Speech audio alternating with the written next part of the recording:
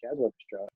I was wondering, for the people watching or for young musicians who are interested in Yeah. beginning the journey into arranging, if you had maybe, actually, when I had to do my first big band chart, I remember calling you and I'm, what do I do?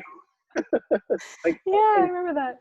and you had such amazing and practical advice to helping me get started on the process of like just kind of understanding what everything entails. So maybe if you have any advice for young musicians who are looking to arranging, how to get into it and start that process.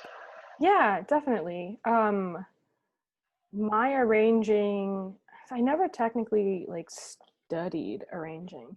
So I won't say that like, to be an arranger, you have to be, you don't have to study composition or anything like that. But I do really believe in the value of looking at scores.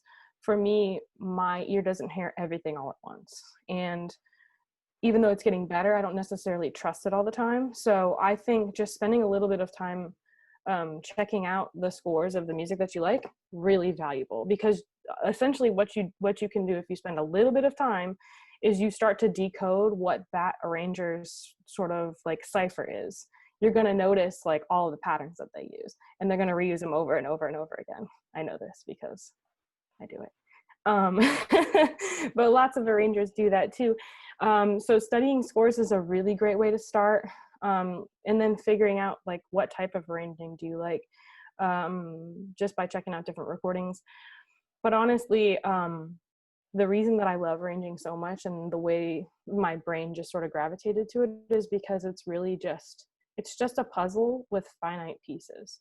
So once you decide how many pieces you're going to put into that, whether that's one of the pieces is a sax soli, and then you can break it down further, like how many pieces are your sax voicings in that soli, you can determine how complicated it gets and then figure out exactly, what works within the parameters like we were talking about at the beginning. So stylistically, what is the most appropriate voicing for this sax section? And that's going to take some research and that's going to take some time. But also, if you're in the setting where you don't necessarily have to adhere to a specific style and you get to explore your own, I think the most freeing part about being an arranger was learning that every single note is always an option. It's just figuring out if that's going to be the best option for the type of thing that you're working on. And whether it's the decision of you putting, your own sound on it, or you emulating a certain style. It all kind of comes down to just spending some time with it.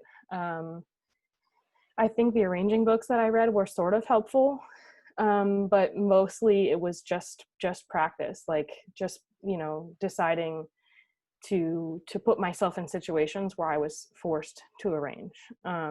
So if there's a gig coming up where they're like, it would be really cool to play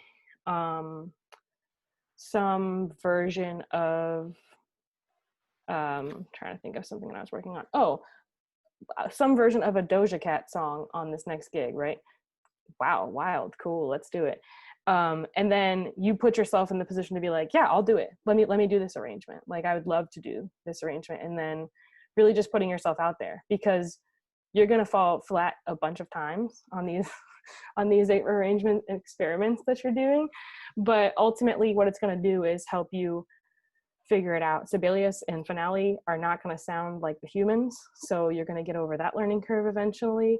And you're going to learn that the piano does not sound like a brass section. So yeah, it's just really just put yourself in positions to arrange. It's a labor of love at first, but once you start really honing the skill, it's an extremely valuable skill. And honestly, especially dealing with the shoulder injury where I couldn't perform last year, was a really valuable source of income for me, because I wasn't performing as much. So I was able to arrange a lot more and, set myself up for success in my career in a different way.